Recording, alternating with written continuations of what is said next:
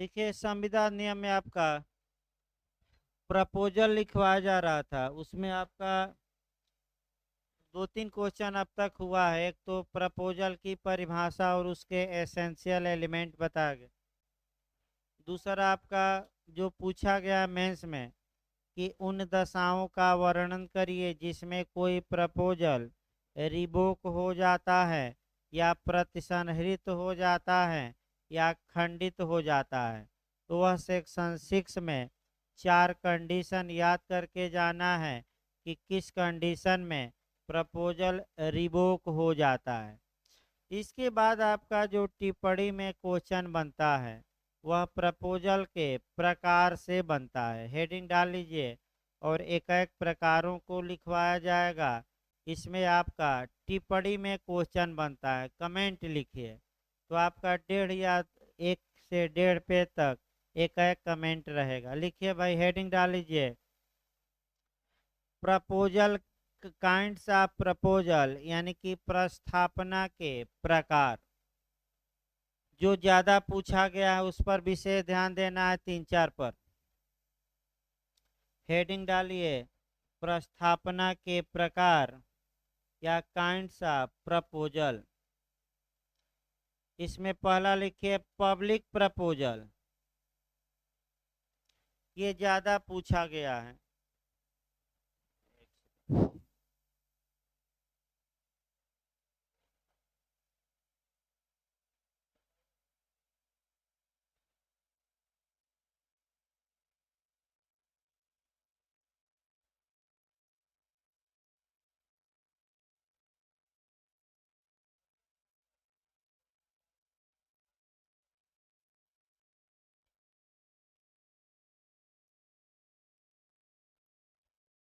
देखिए आपका ये क्वेश्चन आपका ज्यादा पूछा गया है।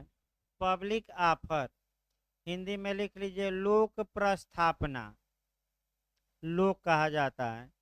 इसको दूसरी भाषा में कहते हैं जनरल ऑफर या साधारण प्रस्थापना।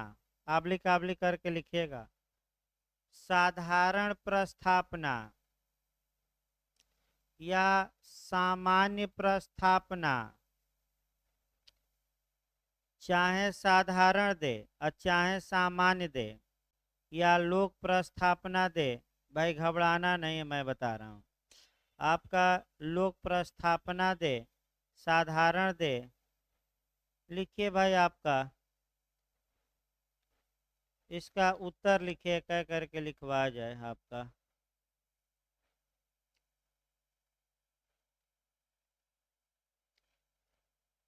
वह प्रस्थापना, उत्तर लिखिए,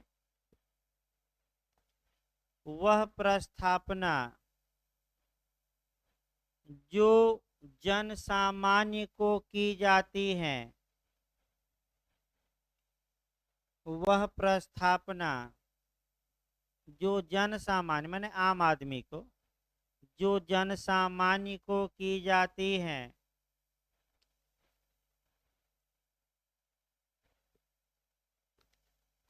उसे सामान्य प्रस्थापना कहते हैं।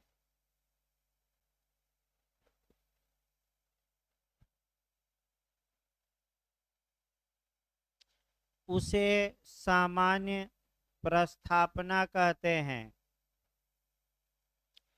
किंतु संविदा केवल उसी व्यक्ति से होती है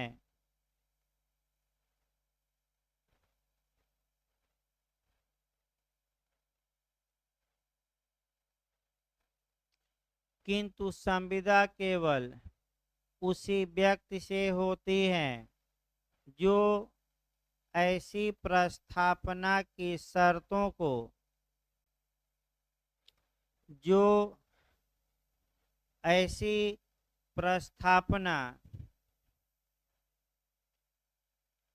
की शर्तों को स्वीकार करता है।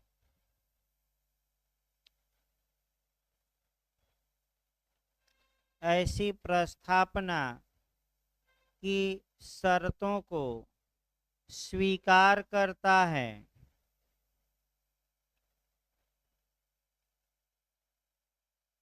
इसे समाज का कोई भी व्यक्ति, इसे समाज का कोई भी व्यक्ति स्वीकार कर सकता है, इसे समाज का कोई भी व्यक्ति स्वीकार कर सकता है। सामान्यतः ऐसे सामान्यतः ऐसी प्रस्थापना के प्रतिग्रहण सामान्यतः ऐसी प्रस्थापना के प्रतिग्रहण की संसूचना देना आवश्यक नहीं होता। प्रतिग्रहण की संसूचना देना आवश्यक नहीं होता। के सब लिखिए। पैराग्राफ चेंज करके 2 केस आपको ऐड करना है कम से कम। पहला केस लिखिए, कार्लिल बनाम कार्बोलिक स्मोक बाल कंपनी। कार्लिल बनाम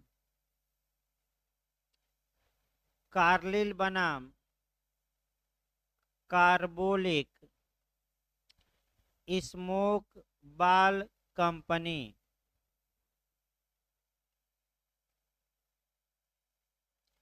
ये 1893 का केस है।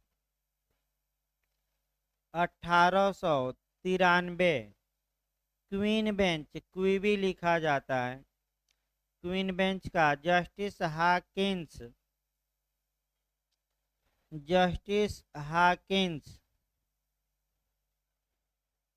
हाकिंस कुकर वाला, जो हाकिंस कुकर में आप चावल दाल बनाते हैं, सब्जी वही हाकिंस। लिखिए इसमें भाई,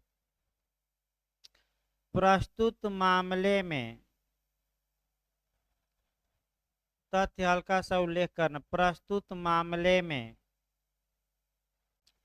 दवा कंपनी ने यह प्रस्थापना की कि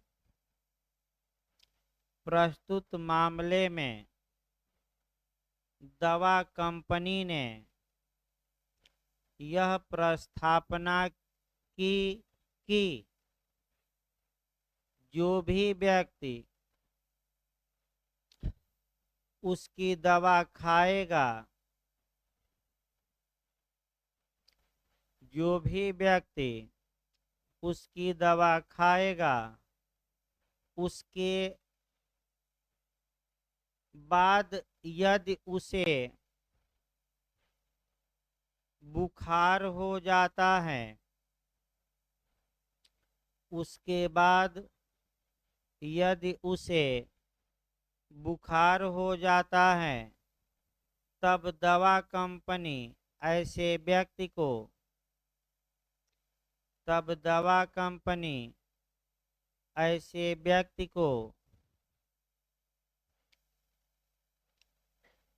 100 पाउंड इनाम देगी।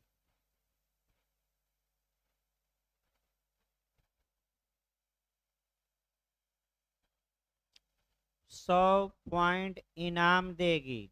इसी लाइन में लिखिएगा, कार्लिल ने दवा खाई, कार्लिल ने दवा खाई लेकिन उसे बुखार हो गया,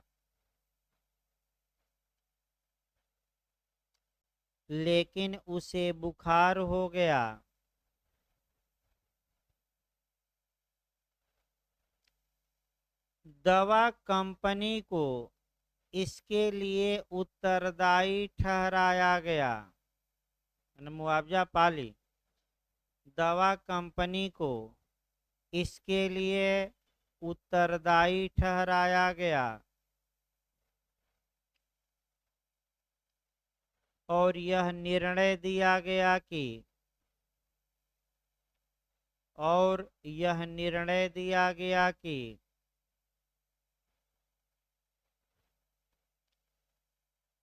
सामान्य प्रस्थापना के प्रतिग्रहण की संसूचना सामान्य प्रस्थापना के प्रतिग्रहण की संसूचना देना आवश्यक नहीं होता। सामान्य प्रस्थापना के प्रतिग्रहण की संसूचना देना आवश्यक नहीं होता। केवल शर्तों का पालन करना पर्याप्त होगा। केवल शर्तों का पालन करना पर्याप्त होगा।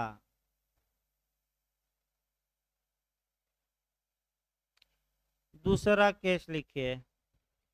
लालमन शुक्ला बनाम गौरी दत्त।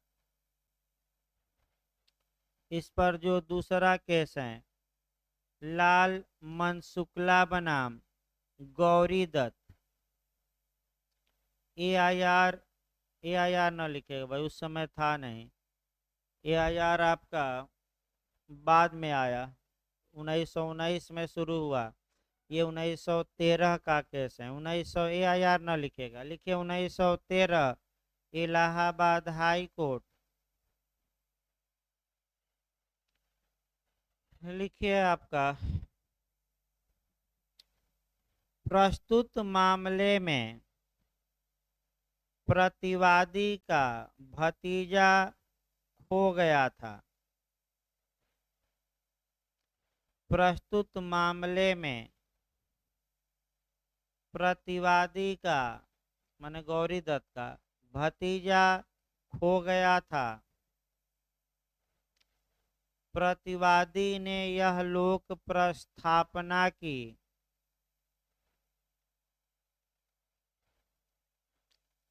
प्रतिवादी ने यह लोक प्रस्थापना की। लोक माने सबको,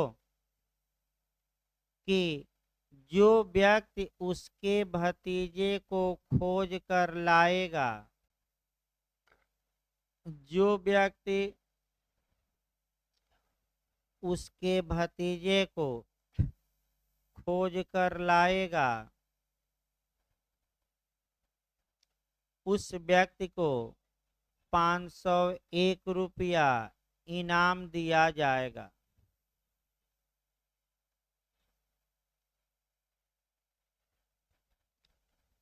₹501 इनाम दिया जाएगा। देखिए उस समय 501 बहुत ज़्यादा होता था, आज करोड़ों में पहुंच जाएगा, इसीलिए इतना दूर तक गया मामला। आज 501 रहता तो कोई नहीं जाता कोर्ट में जल्दी, बहुत कम लोग जाते। अगला लिखिए। यह सिद्धांत प्रतिपादित किया गया कि, इसी लाइन में लिखिए, तथ्य शॉर्टकट में लिखना है। यह सिद्धांत प्रतिपादित किया गया कि बिना प्रस्थापना के ज्ञान के उसका प्रतिग्रहण करना वैध नहीं होगा। बिना प्रस्थापना के ज्ञान के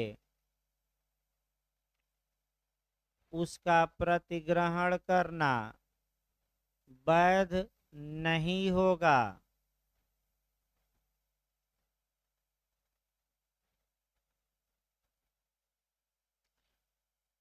पैराग्राफ चेंज करके लिखिए। यदि लोक प्रस्थापना इस प्रकृति की है, पैराग्राफ चेंज कर लीजिएगा। यदि लोक प्रस्थापना इस नेचर की है या इस प्रकृति की है कि उसका प्रतिग्रहण केवल एक व्यक्ति ही कर सकता है, यदि लोक प्रस्थापना, जैसे बच्चा भूलने वाले में था, यदि लोक प्रस्थापना इस प्रकृति की है कि उसका प्रतिग्रहण माने स्वीकार केवल एक ही व्यक्ति कर सकता है, तो जैसे ही प्रथम व्यक्ति ने उसको प्रतिगृहित किया, तो जैसे ही प्रथम व्यक्ति ने उसे प्रतिगृहित किया, वह प्रस्थापना समाप्त हो जाएगी।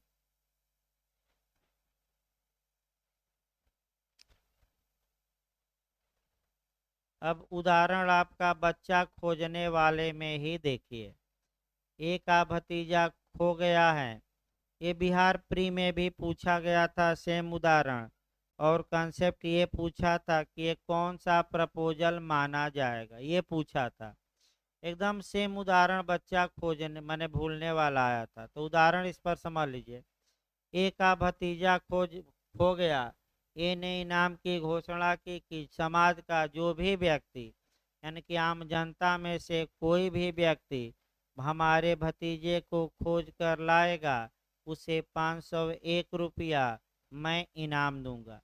तो ये जो प्रपोजल हैं ये पब्लिक प्रपोजल हैं, एक आदमी को किया गया कि सबको समाज के, लेकिन संविदा किससे होगी, एक से। किससे? एक से जो बच्चे को क्या करे, खोज कर लाए, उसी से होगी। लेकिन पहले उसे इनाम का क्या होना चाहिए, नॉलेज। अगर पहला व्यक्ति खोज लिया बच्चे को, तो ये प्रपोजल बना रहेगा कि अब समाप्त हो गया। हाँ, ये यही वाक्य 2 लाइन लिखवा गया, 1 लाइन और लिखे इसी में। यदि लोक प्रस्थापना इस प्रकृति की है, इसी में लिखिएगा, वाक्य चेंज न करिएगा। यदि लोक प्रस्थापना इस प्रकृति की है कि एक से अधिक व्यक्ति उसे प्रतिगृहित कर सकते हैं, यदि लोक प्रस्थापना इस प्रकृति की है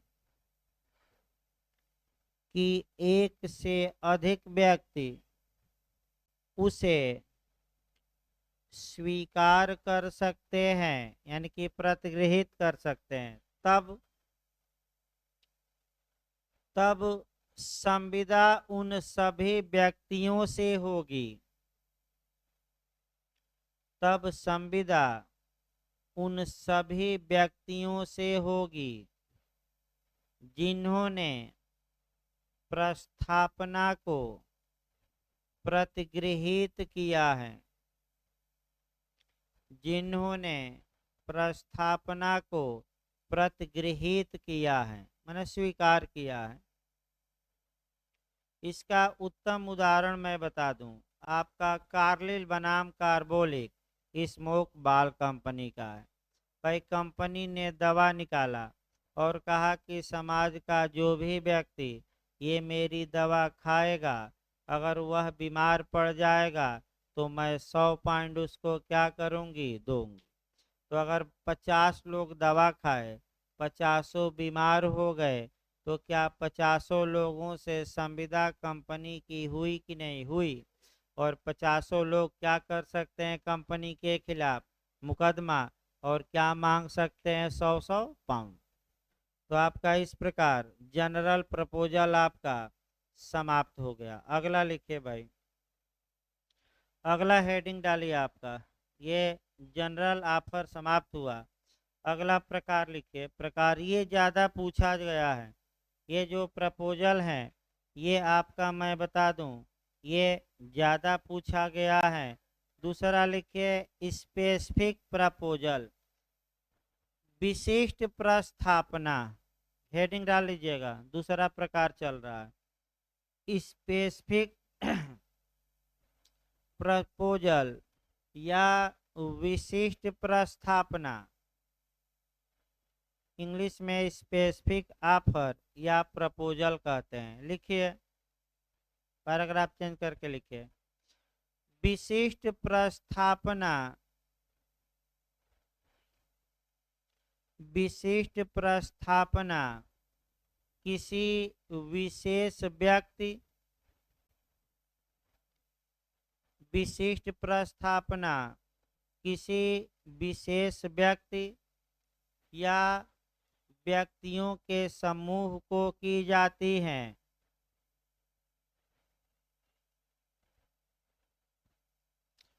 या व्यक्तियों के समूह को की जाती हैं।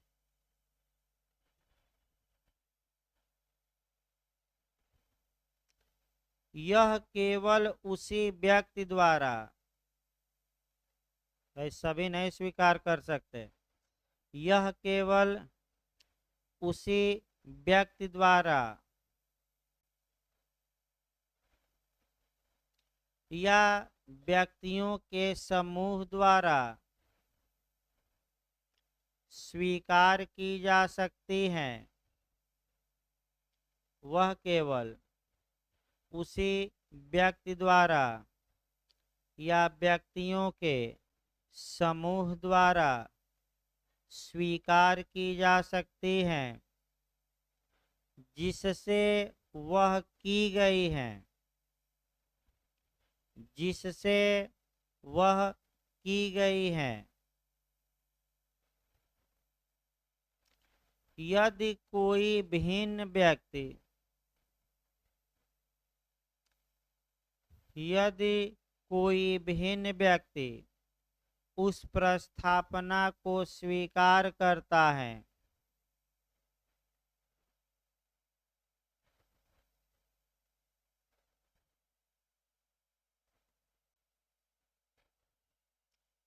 तब यह स्वीकृति वैध नहीं होगी, तब यह स्वीकृति वैध नहीं होगी। पहले 2-3 उदाहरण देखिए, केस नहीं, एक उदाहरण देना है, एक उदाहरण केवल सपोर्ट के लिए लिखवाना है। मान लीजिए ए ने बी से विवाह का प्रपोजल किया और वह प्रपोजल बी की बहन ने एक्सेप्ट कर लिया। तो भाई प्रपोजल बी से किया गया है कि बी की बहन से, बी से, तो उसकी बहन एक्सेप्ट नहीं कर सकती। अब आपका दूसरा, ए ने प्रपोजल किया कि जो भी अधिवक्ता हैं उनको मैं 100-100 रुपया दूंगा, तो ये समूह को की गई हैं, ये भी स्पेसिफिक प्रपोजल ही माना जाएगा। तो इस प्रपोजल को क्या डॉक्टर इंजीनियर स्वीकार कर सकते हैं कि केवल वकील? तो चाहे एक व्यक्ति को किया गया हो या व्यक्तियों के समूह को, थर्ड पर्सन, इसके बाहर के लोग स्वीकार कर सकते हैं कि नहीं? अब आइए, ए ने बी को प्रपोजल किया डाक से कि मैं तुम्हें अपना मकान बेचूंगा। बी मर गया, बी का पुत्र सी ए द्वारा किए गए प्रपोजल को स्वीकार करता है। तो ये विशिष्ट प्रपोजल था, बी से किया गया था कि उसके पुत्र से, तो कौन स्वीकार करे? बी कि उसका पुत्र करे? बी करे, तो संविदा का निर्माण नहीं हुआ। यही उदाहरण आपको अटैक करना है। लिखिए भाई, ए डाक द्वारा, उदाहरण हेडिंग डाल लीजिए, उदाहरण या दृष्टांत या इलस्ट्रेशन कहा जाता है, हेडिंग डाल लेना है। एक उदाहरण, भाई केस नहीं है तो उदाहरण ही चलिए। ए डाक द्वारा बी को एक पत्र भेजता है, ए डाक द्वारा बी को एक पत्र भेजता है जिसमें वह अपने मकान को बेचने का प्रस्ताव करता है, जिसमें वह अपने मकान को बेचने का प्रस्ताव करता है।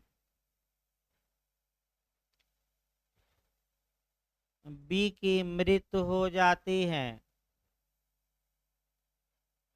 बी की मृत्यु हो जाती है और वह प्रस्ताव बी का पुत्र सी स्वीकार करता है।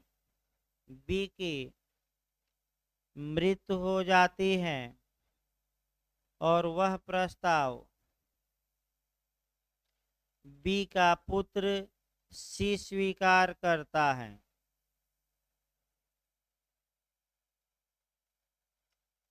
यह वैध स्वीकृति नहीं मानी जाएगी। वैलिड नहीं है, यह वैध स्वीकृति नहीं मानी जाएगी।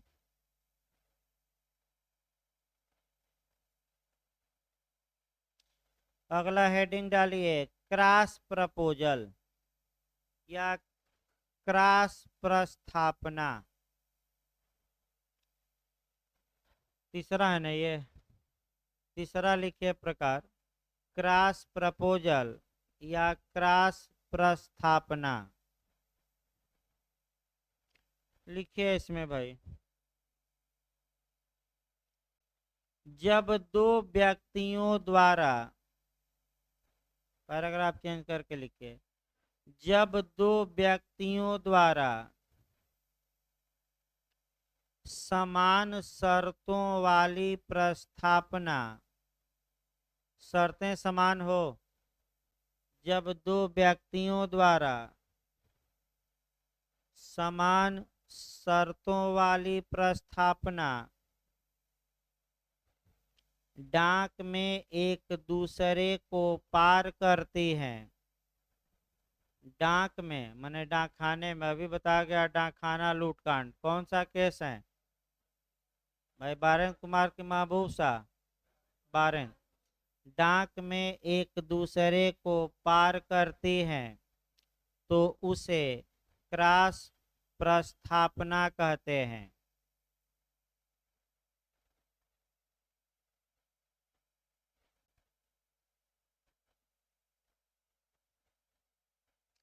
तो उसे क्रॉस प्रस्थापना कहते हैं। ऐसी स्थिति में संविदा का निर्माण नहीं होता, ऐसी स्थिति में संविदा का निर्माण नहीं होता,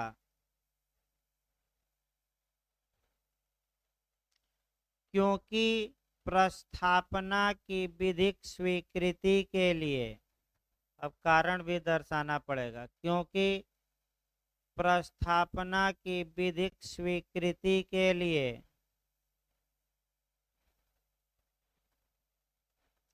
यह आवश्यक है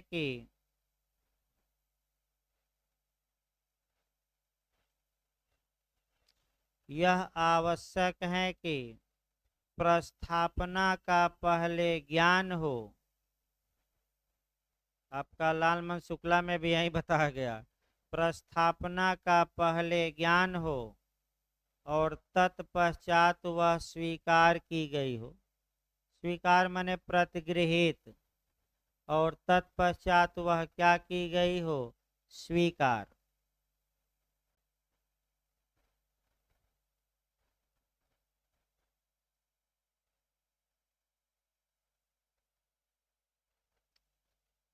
केस लिखे टिन, टी आधा नौ न, टिन बनाम, टिन है भाई, टी आधा नौ न, हाँ, tin versus half man and company, half man, half man, half man and company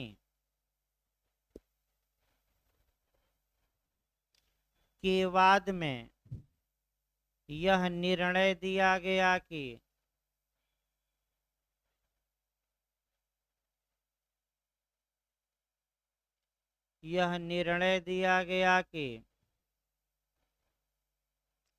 यदि दोनों ओर से केवल प्रस्ताव हुआ हो,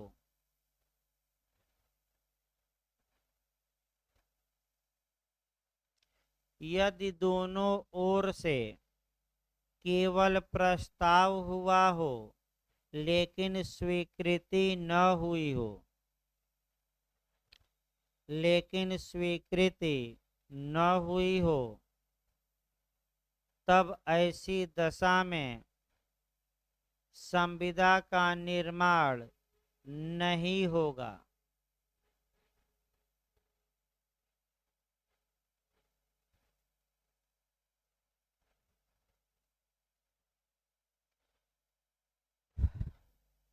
अगला लिखिए प्रकार भाई आपका काउंटर ऑफर, ये भी आपका मेंस में आ चुका है। अगला प्रकार डालिए प्रति प्रस्ताव,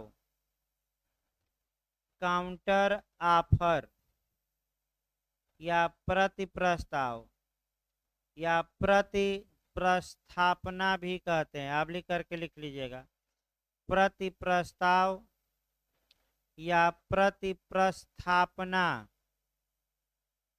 प्रति प्रस्थापना काउंटर ऑफर या प्रस्ताव के बदले प्रस्ताव, और भाषा में लिख सकते हैं प्रपोजल के बदले प्रपोजल। ये क्वेश्चन मेंस में टिप्पणी में आ चुका है।